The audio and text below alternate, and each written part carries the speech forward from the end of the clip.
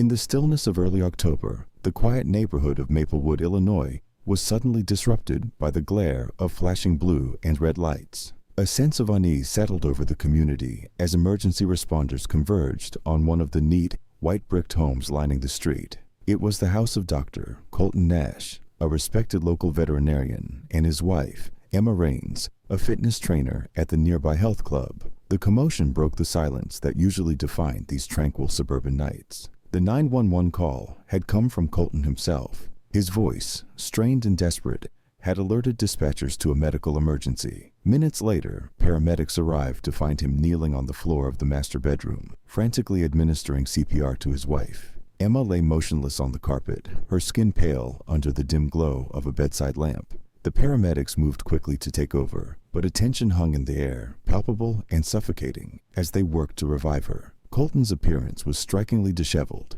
His usually pristine work attire, polo shirts and slacks, was replaced by rumpled clothing stained with sweat, his movements methodical, yet anxious. There was a strange detachment in his expression, a rehearsed quality to his actions that didn't sit right with the responding officers. As the paramedics did their best, one officer observed Colton's sweating and unsteady hands. The room felt cold, but Colton's face was flushed, his eyes darting around the room, as if searching for something or avoiding something. The house, usually well kept and orderly, showed signs of disarray. A box of veterinary medications was left open on a desk, its contents scattered. A crumpled towel lay forgotten on the bathroom floor, and a light flickered above the vanity. A small unmarked bottle peeked out from behind a wastebasket in the corner, a detail that would later stand out as ominous. Outside, neighbors gathered on their porches, their faces illuminated by the flashing lights of the emergency vehicles. A chilly wind blew through the trees, and a murmur of confusion rippled through the crowd.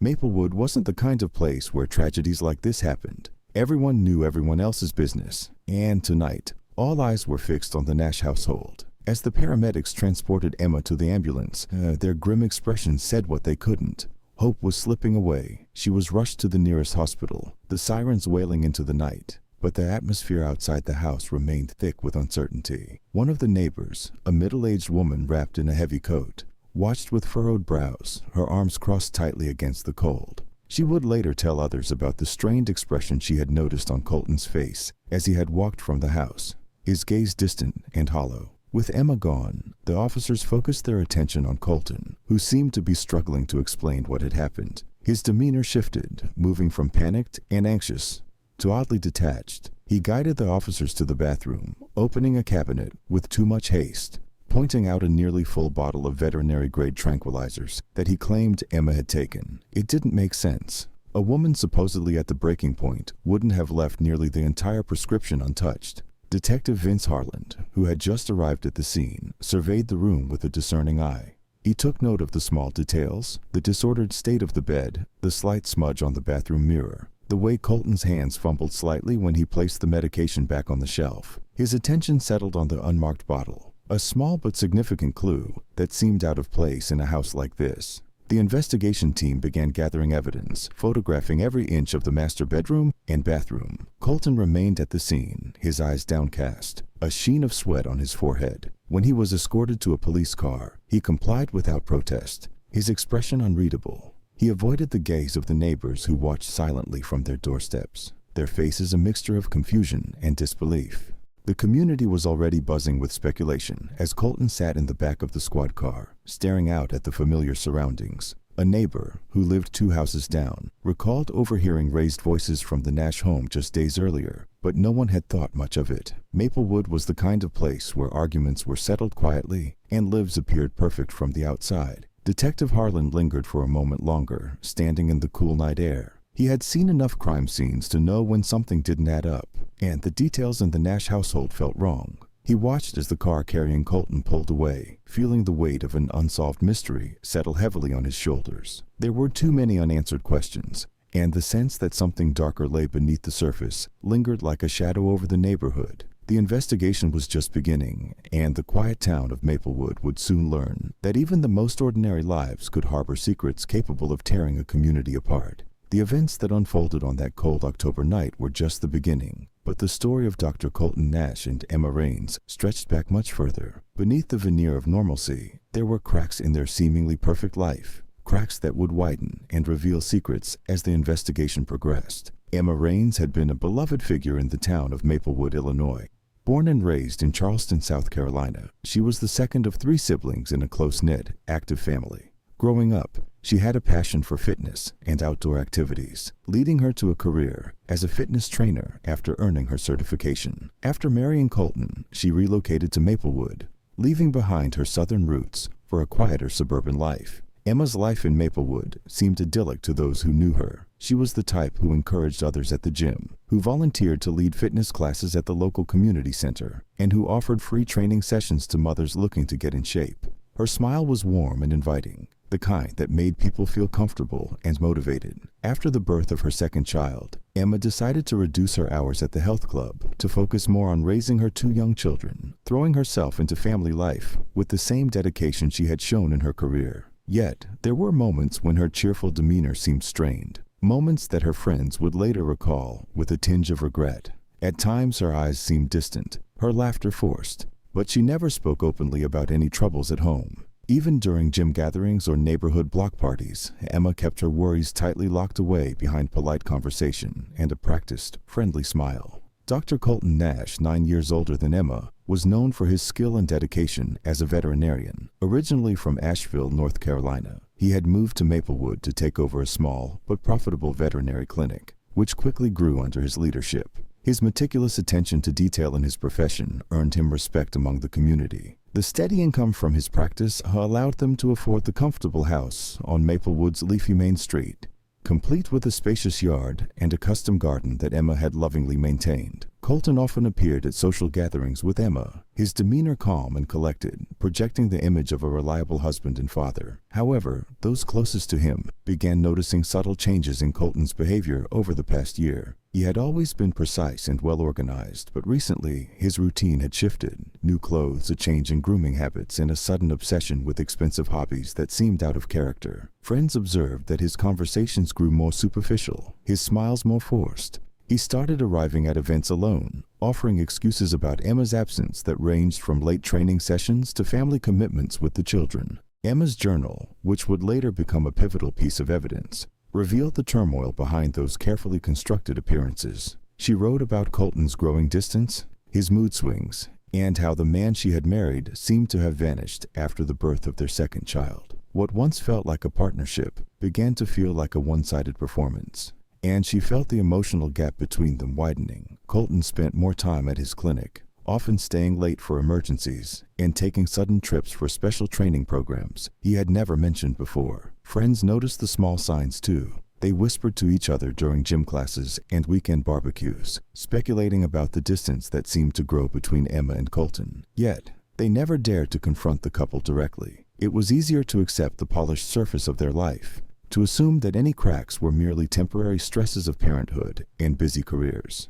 Emma's family in South Carolina had their own concerns. Her parents saw her less frequently, and when they did, she seemed thinner, her smile dimmer, and her energy lower. When asked, she would reassure them that things were fine, that life in Maplewood was simply busy. But she never spoke of the mounting fears and anxieties that had taken root in her mind. Colton's transformation became more apparent to those in his social circle. He began attending charity events related to animal welfare without Emma, mingling with new acquaintances, and developing friendships with women his colleagues didn't recognize. There was a sense of detachment in the way he interacted with Emma in public, a formality that spoke more of obligation than affection. Those who worked at the veterinary clinic noticed that Colton became more withdrawn, shutting himself away in his office for hours, and occasionally snapping at employees for minor mistakes. In the months leading up to her death, Emma's attempts to keep her life in order seemed to crumble. She stopped attending social events, excusing herself from gatherings that she once enjoyed,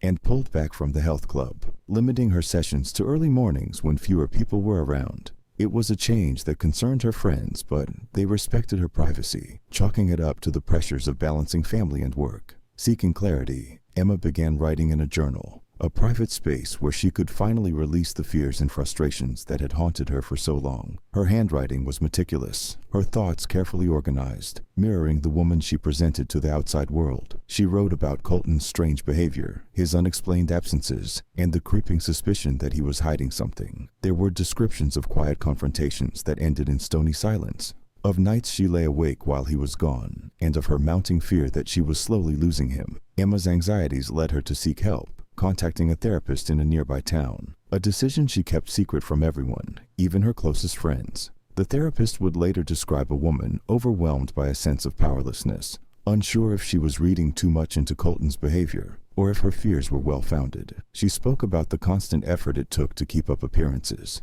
to maintain the illusion of a happy home, even as the walls seemed to be closing in around her. Meanwhile, Colton continued to project an image of stability and success. He became a familiar face at local charity events, always presenting himself as a dedicated professional with a deep love for animals. He had cultivated a reputation that many in Maplewood respected, and he was careful to ensure that his public image remained untarnished. Yet, his private actions told a different story. Quiet lunches with unfamiliar women, expensive purchases he never mentioned to Emma, and frequent trips to a nearby city under the guise of veterinary conferences. By the time of Emma's death, those closest to the couple had already begun to see through the cracks in their carefully curated facade. They had witnessed Emma's quiet withdrawal from the community and her increasingly fragile state. They noticed the way Colton seemed energized when Emma was absent, growing more animated as he mingled with new friends. The stage was set, and all that remained was the unraveling of the lies that had bound their lives together. As the police pieced together Emma's life from interviews and evidence gathered at the house, it became clear that the seemingly perfect couple had been living a lie. The truth was far more complex, tangled in a web of deception, secrecy, and simmering resentment that had festered beneath the surface of their domestic life. Emma's story, once a private struggle, was about to become public knowledge as the investigation dug deeper into the cracks of her marriage with Colton. A journey that would bring to light the hidden tensions and unresolved betrayals that had remained obscured behind closed doors. The early morning that shattered the calm of Maplewood, Illinois, left behind questions that wouldn't be answered easily. Emma Raines's death was initially labeled a potential poisoning, a tragic end to a troubled period in her life. Yet, as investigators began their meticulous examination, the scene inside the Nash home spoke of something far more sinister than an accidental overdose. The room where Emma was found was unsettling in its contradictions. Her body had been discovered in the master bedroom, but there were small signs that hinted at a struggle. A blanket knocked to the floor, a bedside lamp askew, and a faint line of dust disturbed along the carpet. These seemingly insignificant details set the tone for the investigation, a search for truth that would unravel the carefully constructed lies Colton had tried to hide. Detective Vince Harlan's first observations were methodical, tracing the path from the living room to the upstairs bedroom, where Emma's lifeless body had been found. He noticed subtle details, the way a glass of water on the nightstand was untouched, the open bottle of veterinary tranquilizers left conspicuously on the counter, and the way Emma's hair seemed too neatly arranged on the pillow. The bed, perfectly made except for the side where Emma had been lying, struck him as peculiar. It looked as though someone had taken the time to stage the scene, but not well enough to hide the signs of something unexpected. The forensic team moved with precision, documenting every inch of the bedroom. Their cameras captured close-ups of Emma's hands, which lay loosely at her sides, the tips of her fingers still slightly curled as if grasping at something unseen. Beneath her left wrist, a faint bruise stood out, nearly hidden against the pallor of her skin, a mark that hinted at a sudden and forceful grip. The image was carefully noted and photographed, marked as evidence that would later play a critical role. In the bathroom, investigators found an assortment of veterinary equipment in a drawer, hypodermic needles, empty vials, and various syringes. These items seemed normal enough for a veterinarian's home, but their precise arrangement struck the investigators as more professional than domestic. Colton's explanation for the equipment, offered to the officers in a detached, almost rehearsed tone, was that they were standard supplies from his clinic, left over from a recent emergency with a neighbor's dog. As the evidence was collected, Detective Harlan's attention was drawn to a small, unmarked bottle found near the wastebasket. It was a container for animal sedatives, potent enough to tranquilize a large dog, but in doses adjusted for human use, it could have severe consequences. The discovery raised questions about Colton's story, and it only added to the growing list of suspicions. A search of the bathroom yielded another disturbing find, a set of latex gloves crumpled behind a stack of towels, as if hastily hidden. The most disturbing detail, however, was a thin metallic bracelet lying underneath the bed, a medical alert band that Emma always wore, warning of a mild allergy to certain medications. Its presence there, unnoticed and tucked away, suggested a scene tampered with after the fact. Harlan had it bagged for evidence. his instincts telling him that this seemingly minor detail might hold the key to understanding the case. Word of Emma's death spread quickly through Maplewood, sending shockwaves through the community. At first, there was an outpouring of sympathy for Colton. Neighbors who had seen him tending to stray animals or offering advice on pet care spoke of him as a dedicated and compassionate man. He was well liked in the neighborhood, respected for his professionalism and devotion to his family. Yet, as the days passed, the tone of the gossip shifted. Rumors began to circulate. Whispers of arguments overheard through thin walls, of Colton's secretive late-night calls, and of a woman seen with him at a downtown cafe. A woman who was not Emma. The funeral, held a week later at a small chapel on the edge of town, became a turning point. Emma's family had flown in from Charleston, their grief palpable and raw. Colton was stoic, standing alone at the front of the room. As a eulogy was read by Emma's sister, he did not cry, did not speak, only stared ahead as if lost in thought. The community's support was there, but it was muted, tentative, as if they too sensed the weight of something unspoken. Detective Harlan attended the service, observing Colton's behavior with a detached curiosity. He noted the way Colton avoided eye contact with Emma's family, how his hands never once reached to comfort his children, who clung to their grandmother with quiet sobs. There was an almost clinical detachment in Colton's demeanor, a coldness that did not match the grief-stricken image he tried to project. It was here among the mourners that Harlan realized that the story unfolding was far more complex than a simple case of a distraught husband losing his wife. The investigation took a darker turn when a neighbor, an elderly man who lived 3 houses down, mentioned to the police that he had seen Colton in his driveway the night before Emma's death. He remembered the exact time because his dog had woken him, barking at something outside. Through his kitchen window, he had seen Colton standing near the passenger side of his car, holding what looked like a small cooler. The man had thought nothing of it at the time, but the memory struck him as odd in hindsight, especially when he mentioned that Colton had stayed outside for nearly half an hour, moving with a deliberate and nervous energy. The forensic analysis of Emma's body confirmed Detective Harlan's worst fears. The faint bruising on her wrist suggested a struggle, and the toxicology report revealed traces of an animal tranquilizer in her system. A drug not prescribed to Emma, but one Colton had access to through his veterinary practice. The combination of sedatives in her bloodstream pointed to a deliberate, carefully planned dose. It was enough to shift the investigation from a case of suspected poisoning to a potential homicide. Yet, even as evidence mounted, the motive remained elusive. Harlan's team scoured Colton's life, diving into financial records, emails, and phone logs. There were hints of secrets, bank accounts with unexplained cash withdrawals, internet searches that seemed innocuous until viewed through the lens of suspicion. There was a pattern emerging, one that suggested premeditation, but the pieces didn't yet fit together. The community's perception of Colton began to shift as well. His once supportive neighbors grew wary, their sympathies turning to suspicion. Colton, aware of the scrutiny, began to withdraw, avoiding interactions and declining invitations. The once confident veterinarian now moved through the days with a mechanical detachment, an unease that unsettled even those who still believed in his innocence. In the weeks that followed Emma's death, Colton's behavior became increasingly erratic. Surveillance footage from a local supply store captured him buying cleaning chemicals in bulk, a detail that might have gone unnoticed if not for the timing. Just days before Emma's death, he stopped appearing at his clinic regularly, leaving staff to handle appointments while he retreated into his office for hours. His colleagues noticed a change in his demeanor, a restlessness, a sense of disconnection from the world around him. The case was growing colder by the day, but Detective Harlan knew there was something hidden, something that Emma had known and tried to escape from before it was too late. The investigation was about to take a critical turn, one that would force the secrets of the Nash household into the unforgiving light of truth. It was then that a breakthrough came, a discovery that would shift the course of the investigation irreversibly. Among Emma's belongings, tucked away in a box in the attic, was a small leather-bound journal. Its pages, filled with Emma's careful handwriting, detailed her final months with a clarity that no witness could provide.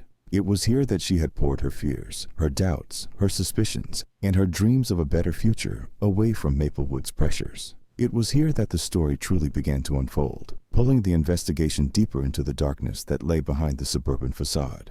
Emma's journal would become the catalyst, the key that unlocked a case more twisted and complex than anyone in Maplewood could have imagined. The discovery of Emma's journal marked a turning point in the case. The neatly written entries, spanning several months, painted a picture of a woman trapped in a life she could no longer control. Emma had detailed her fears and suspicions with heartbreaking vulnerability. Her doubts about Colton's fidelity, the nights he didn't come home, the whispered phone calls that abruptly ended when she walked into the room. She had written about moments of warmth and reconciliation that quickly dissolved into coldness and detachment. Her words were like breadcrumbs leading detectives down a path of secrets, deception, and desperation. Detective Vince Harland, who had taken the journal into evidence, began cross-referencing Emma's entries with the timeline they had built from witness statements and phone records. He knew that if there was a truth hidden in those pages, he would find it. As he read, he noted the way Emma's tone shifted from hopeful to despondent, the growing despair that laced her final entries, and the anxiety that seemed to peak just weeks before her death. Her last few pages described a meeting she had with a divorce attorney about a possible separation, a detail that Colton had conveniently left out during his initial interview. Meanwhile, the forensic team continued their meticulous work, searching for anything that could confirm or contradict the story that was beginning to take shape.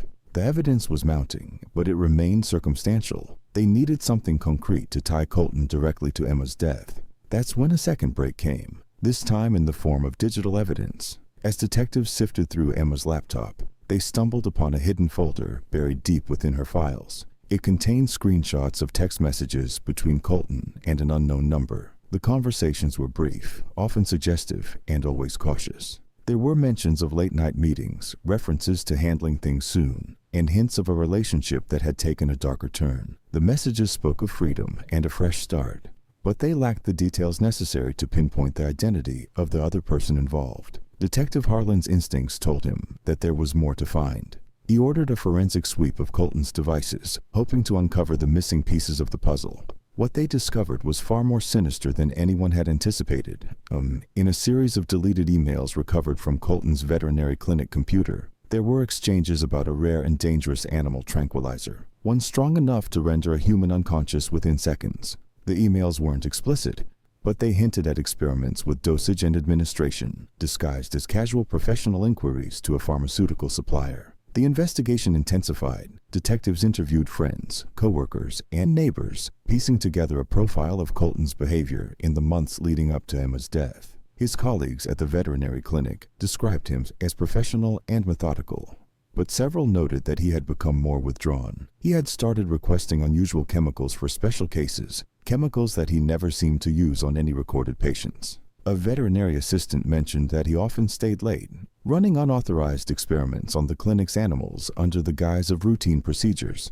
Neighbors painted a similar picture. They described late-night arguments that seemed to echo through the walls of the Nash home, and Colton's increasingly frequent absences. The woman next door, an elderly retiree, recalled an odd incident involving a delivery truck that had pulled up to the Nash home 2 nights before Emma's death. She had seen Colton signing for a package, a plain brown box that he had taken inside with almost paranoid caution. It was a small detail, but one that added to the growing sense of unease around him. The case took an unexpected turn when a third discovery came to light. Emma's best friend, Laura Wexler, approached the detectives with a revelation that she had hesitated to share. She handed over a small key, one that Emma had given her just weeks before her death, saying it was, in case something happens. The key belonged to a locked drawer in Emma's bedroom dresser. When Harland and his team searched the drawer, they found a sealed envelope labeled, "For my family." Inside the envelope was a letter written by Emma just a week before her death. It was a detailed account of her growing fears about Colton's behavior. She described the night she found a syringe cap in the bathroom,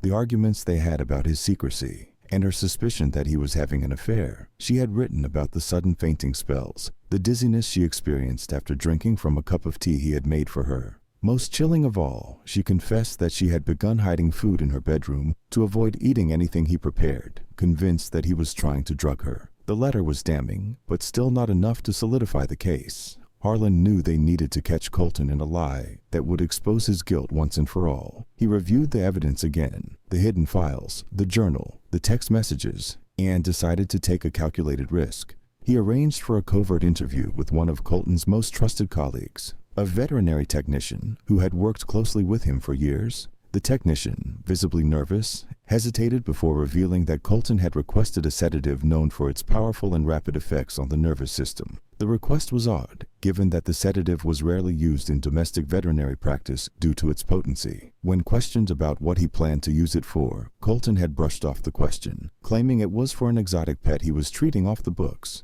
The technician's gut told him that something was wrong, but he didn't want to risk his job by pressing further. As the investigation built momentum, another piece of evidence surfaced. A traffic camera capture of Colton's car near a secluded motel on the edge of town, parked next to an unfamiliar SUV. It was the same SUV that had been described by a neighbor who spotted it parked outside the Nash home on several occasions. A search of the surveillance footage from the motel revealed a woman entering and exiting Colton's room. Someone who matched the vague description given by the elderly neighbor. The woman's identity remained unknown, but it was clear that she was more than just an acquaintance. Determined to break the case wide open, Detective Harlan set up a sting operation. He had Emma's best friend, Laura, wear a wire and meet with Colton under the pretense of offering support. During the conversation, Laura gently probed about Emma's fears, mentioning that Emma had confided in her about suspecting foul play. Colton's reaction was telling. His calm demeanor shifted into a defensive and agitated state.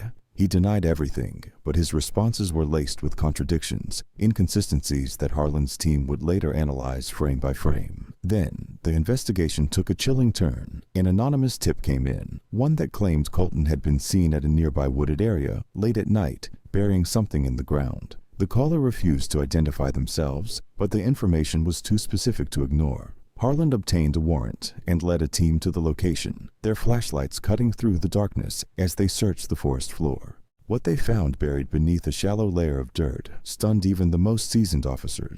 A small metal box containing a series of incriminating items. Inside were a half-empty vial of the same sedative found in Emma's bloodstream, several syringes, and a handwritten note that referenced Emma's death. The note, written in Colton's distinctive scrawl, contained veiled references to solving the problem and moving on. The contents of the box were the smoking gun Harlan had been searching for. The discovery, combined with the digital evidence, Emma's journal, the toxicology reports, and Laura's wire recording, was enough to issue an arrest warrant. They moved quickly, taking Colton into custody during his shift at the veterinary clinic. The once composed doctor was visibly shaken as he was let out in handcuffs. The calm facade that had protected him for so long now shattered. As the news of Colton's arrest spread, Maplewood was engulfed in a wave of shock and disbelief. Neighbors who had once trusted him with their pets and their secrets now turned their backs, horrified by the reality that had been lurking in their midst. The local media swarmed the story, painting Colton as a calculating, cold-blooded manipulator who had used his professional skills for something far darker than healing animals. Detective Harlan knew that the trial would be a battle, but he was prepared. They had built a case that exposed the truth,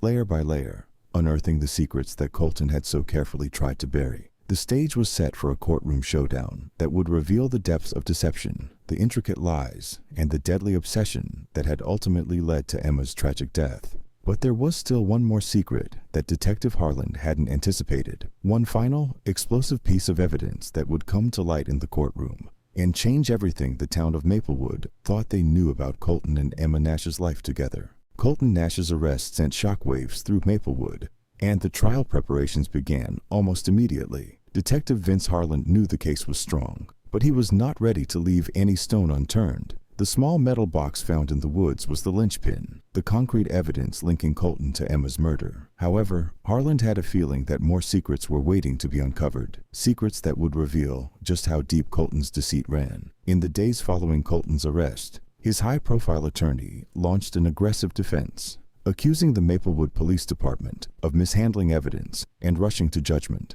Colton maintained his innocence, painting himself as a grieving husband caught in the crosshairs of a relentless investigation. The pressure was mounting, but Harlan remained undeterred, digging even deeper into the couple's past. As he reviewed the evidence late into the night, one detail from Emma's journal kept nagging at him, an entry she had written just 2 weeks before her death. It described a small padlocked shed in the backyard, a place where Colton often disappeared for hours at a time. Emma had never been allowed inside, and her suspicions about what he kept there had grown over the years. Harlan had overlooked it during the initial search, but now, with Colton in custody, he obtained a warrant to investigate the shed. The shed was small and nondescript, almost hidden by overgrown shrubs and a leaning fence. Its padlock was rusted but sturdy, and it took the team several minutes to pry it open. Inside, they found a collection of tools, garden supplies, and a neatly arranged shelf of veterinary equipment. At first glance, it seemed mundane, just the workspace of a meticulous veterinarian. But then, Harlan noticed a loose floorboard beneath a workbench. With a crowbar, he pried up the board, revealing a small compartment hidden underneath.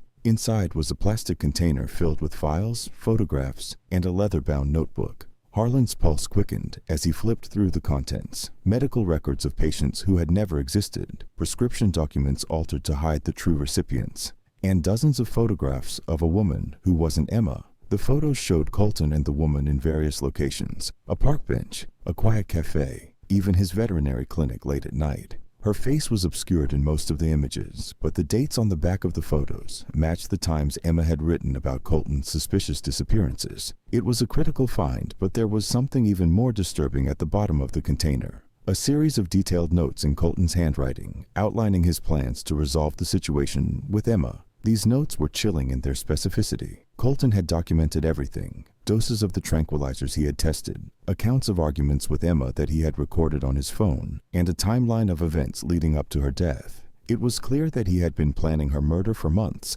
maybe even years. Harlan's stomach churned as he read, the cold calculations of a man who viewed his wife as nothing more than an obstacle to be removed. And one entry stood out from the rest, detailing a meeting with the mysterious woman he had been photographed with. The notes hinted at an agreement between them, a promise that after Emma was gone, they would leave Maplewood and start a new life. Harlan knew this woman was the key to unraveling the full extent of Colton's plans, but without a name, she remained a ghost, a shadowy figure hidden in the margins of the investigation. With the discovery in the shed, the prosecution's case grew stronger. The hidden photographs and meticulous plans painted a portrait of premeditated murder that was impossible to refute. Harlan shared the new evidence with the district attorney, who agreed to push for the maximum sentence. The defense's strategy shifted, now focusing on discrediting Emma's mental state and portraying her as unstable and paranoid, a desperate attempt to paint Colton as a victim of her delusions. But the case took an unexpected turn when a woman stepped forward,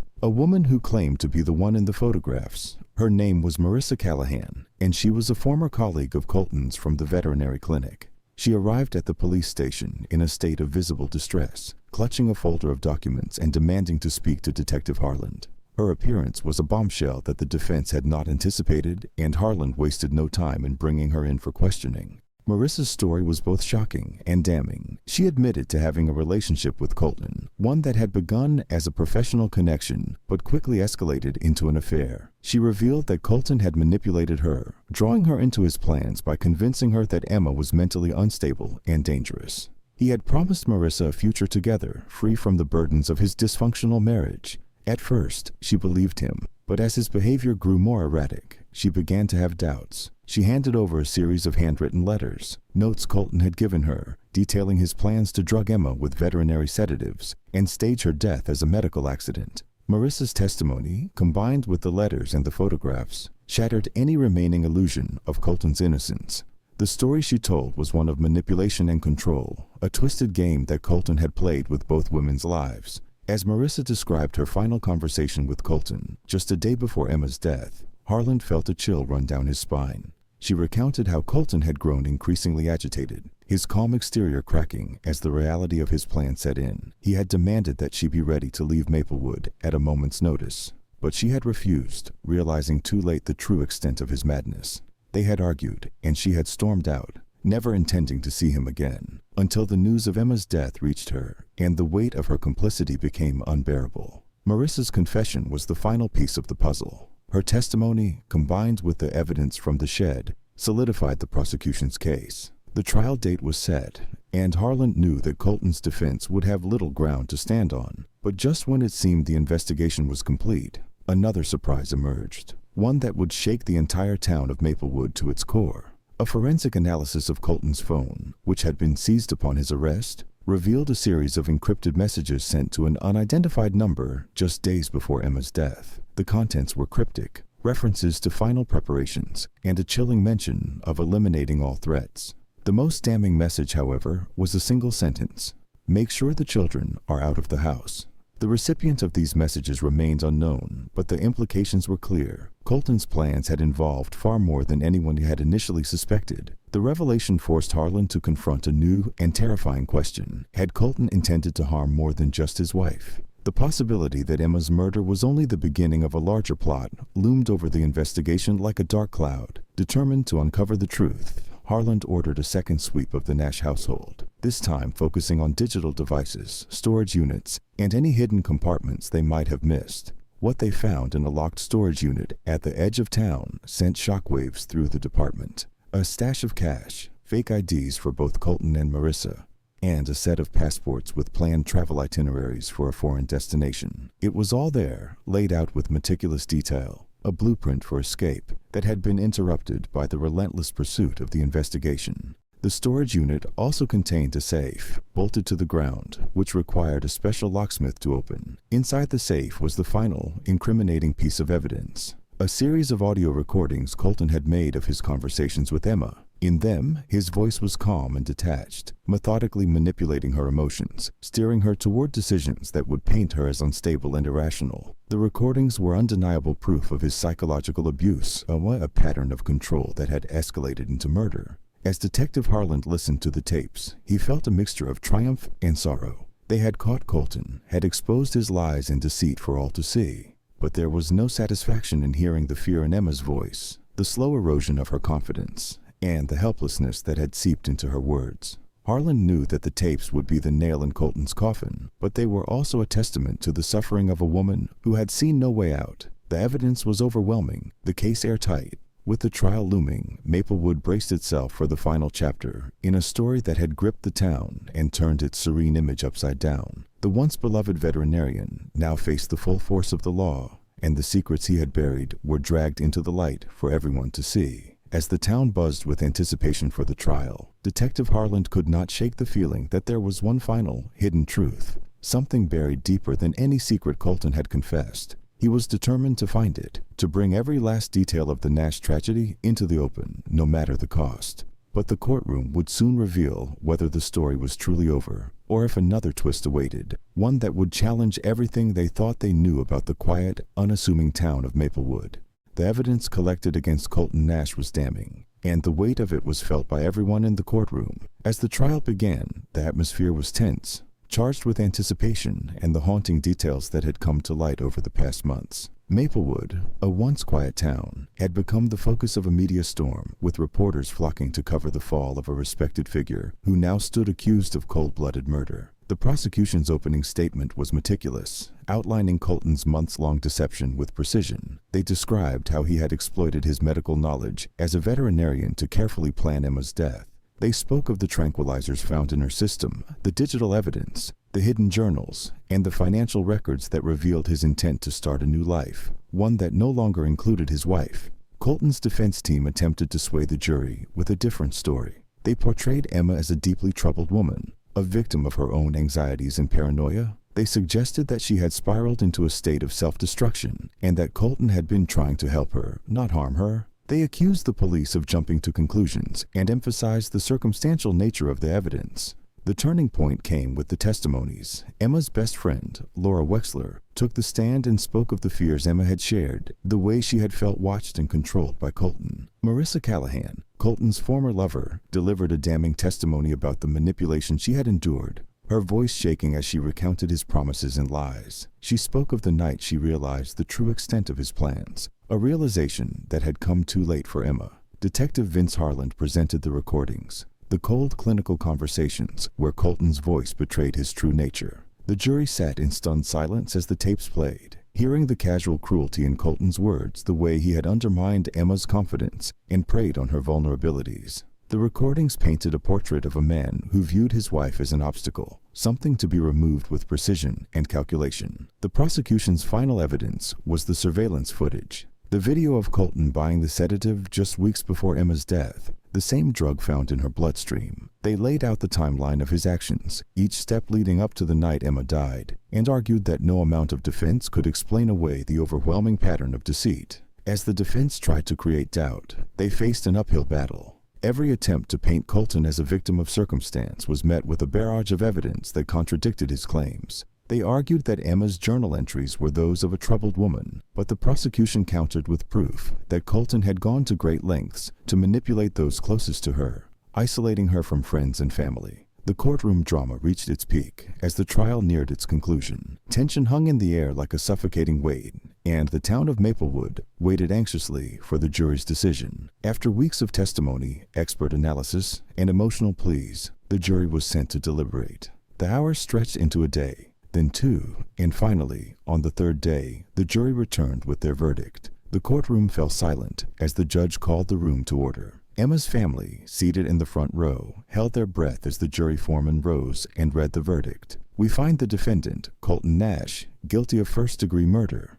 There was a collective gasp in the courtroom, and a wave of relief washed over Emma's family. Colton's face remained impassive, his eyes cold and detached. As the judge handed down the sentence, life in prison without the possibility of parole, he did not flinch, his mask of indifference betraying no emotion. It was the same mask he had worn throughout his trial, the same face that had deceived an entire town. In the days following the verdict, Maplewood slowly began to return to normal. The media frenzy died down, the reporters departed, and the story that had gripped the town faded from the headlines. But for those who had lived through it, the scars remained, a reminder of how easily darkness could hide behind a facade of suburban perfection. The Nash house, once a symbol of family stability, sat empty for months. It was eventually sold to a new family, unaware of the secrets its walls had once held. Emma's children, now living with their aunt, began to adapt to a life without their parents, though the shadow of their father's actions would never fully leave them. Emma's family, though devastated by her loss, chose to channel their grief into action. They founded a local organization in her memory, dedicated to supporting victims of domestic abuse and raising awareness about the dangers of psychological manipulation. It became a beacon of hope for others facing similar struggles, a testament to Emma's strength, even in her darkest moments. Detective Vince Harland returned to his usual cases, but he was forever changed by the Nash investigation. He carried a piece of Emma's story with him. The journal, now evidence in a closed case, remained locked in his desk drawer, as a reminder of the fragility of trust and the lies that could fester behind closed doors. The case had left him with a deeper understanding of the darkness that could lurk within seemingly ordinary people, and the lengths they would go to hide it. Years later, the story of Colton Nash and Emma Raines became something of a cautionary tale in Maplewood. It was spoken of in hushed tones, a reminder that even the most respectable figures could harbor the darkest secrets. New families moved in, children grew up, and the town slowly healed. But the memory of the Nash case lingered like a ghost, a reminder that appearances could be deceiving. For Detective Harland, the case was a victory, but not a triumph. Justice had been served, but at a cost. Emma was gone, and nothing could change that. The truth had been uncovered, but the damage it left in its wake could never be undone. As he closed the file on the Nash case for the final time, he knew that some questions would remain unanswered, and that the shadows of Maplewood, though quieter now, were never truly gone. Emma's memory endured, not as a victim, but as a symbol of resilience, of someone who, even in her darkest moments, fought to be heard. Her story, once hidden behind the walls of a suburban home, had become a legacy of hope and change, a reminder that even the most carefully constructed lies would one day crumble under the weight of the truth. And so, Maplewood moved forward, changed, scarred, but wiser. The town would remember, even as it returned to its quiet routines, that darkness could hide in the most unexpected places, and that the truth, though painful, was always worth uncovering. The story has been edited to ensure personal privacy and security regarding names and locations. Thanks for watching. If you liked the video, don't forget to subscribe to see the latest and most thrilling family crime stories.